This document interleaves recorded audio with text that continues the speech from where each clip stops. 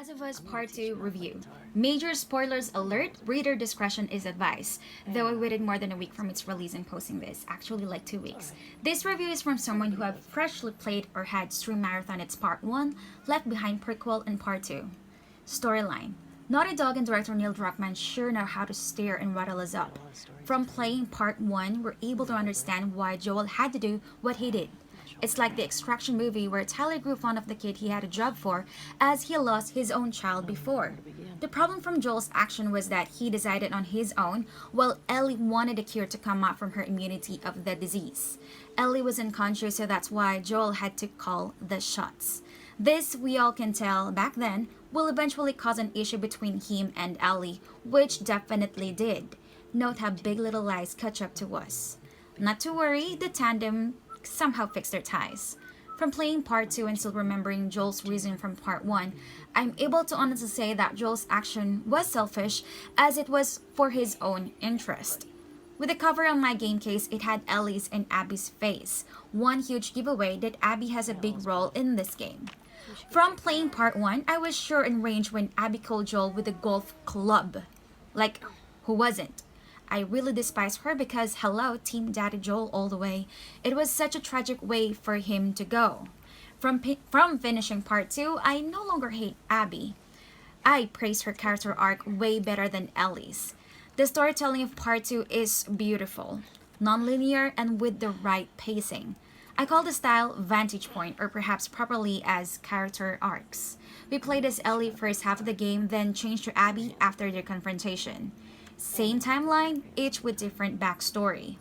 Pondering over their histories, both Ellie and Abby lost someone they cherish. Sorry about that, which led them to avenge deaths. What differs one from the other, aside from Abby's buff body, is how humane Abby's vantage has become.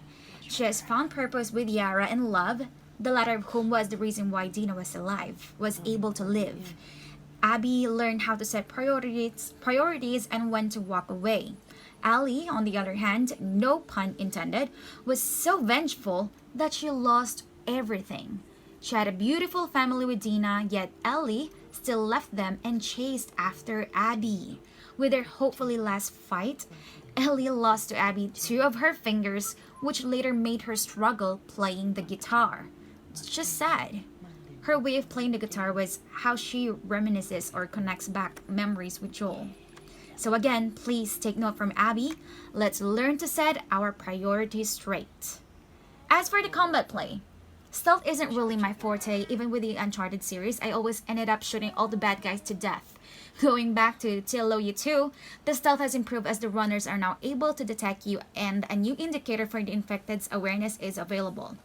Shivs aren't that much of a big deal anymore too. There were a couple of encounters where dogs were part of the fighting scenes and always felt terrible for killing them. I'm so sorry. Naughty Dog added a variety of actions and movements here, such as using hooks or ropes to climb on aside from the ladders and planks they had in Part 1. Characters were also able to move in prone positions and pass through very narrow passages. I love using these during fight scenes with the infected. Continuing horse rides from Part 1, here in its sequel, characters were also able to ride boats. If Joel used to swim over and make Ellie climb on rafts to make her crossover, here Elle is able to swim thanks to the best father figure there ever could be. Now, the crafting of items and skills have become quite systematic compared to its predecessor. Ellie's guitar playing feature was a melancholic yet sweet add-on to their fucked up situation. It's awesome how gamers have come up with their own versions of Ellie playing the guitar. Music, as they say, is good for the soul. Now, the question is it worth the money? Yes, it is definitely worth every penny. Till You Part 2 is darker yet better than its predecessor, whatever. The game length and every bit of details are fully accounted for its price. Not to forget, the team is also planning a multiplayer downloadable content for this. This is almost a masterpiece. It has heavy elements which are not easy for everyone to understand nor appreciate. I love this game nonetheless because the Last of Us series projected how people truly are. You know, like each of us got a rift with one another. We have our own version of that story, like who is the protagonist and who is the antagonist. In our own world, we all face our own battles and just strive to live each day. exactly like how we are now with COVID-19. This game mirrors how society is divided, how people have their own priorities to pursue after and not to after, and how there are people who feel lost in times of crisis and of a pandemic. So what do I consider then a masterpiece? It's Horizon Zero Dawn. It's inspiring and moving even if Aloy is darn sarcastic. Well, Ellie is too. That game and that protagonist takes your breath almost every time. I'm talking about Aloy. I love her guts. I also love Ellie's guts, but she just went Black Ops mode. So when you beat a game, whenever we beat a game, when you beat a game, you may ask yourself, like I did, are you an Ellie? Are you an Abby who seeks purpose? Or are you a Dina who finds beauty and joy in dark situations? Like every awesome movie, series, or book, when it gets to you, you know it is fucking good. Legit AAA game. My little big potato. My potato, my potato, my little buddy potato. What a big boy. Yeah, that's my buddy.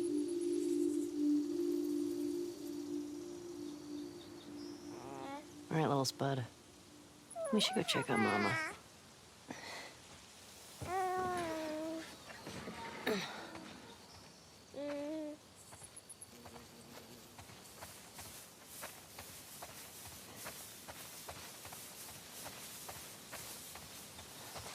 Hey, let's get you on here.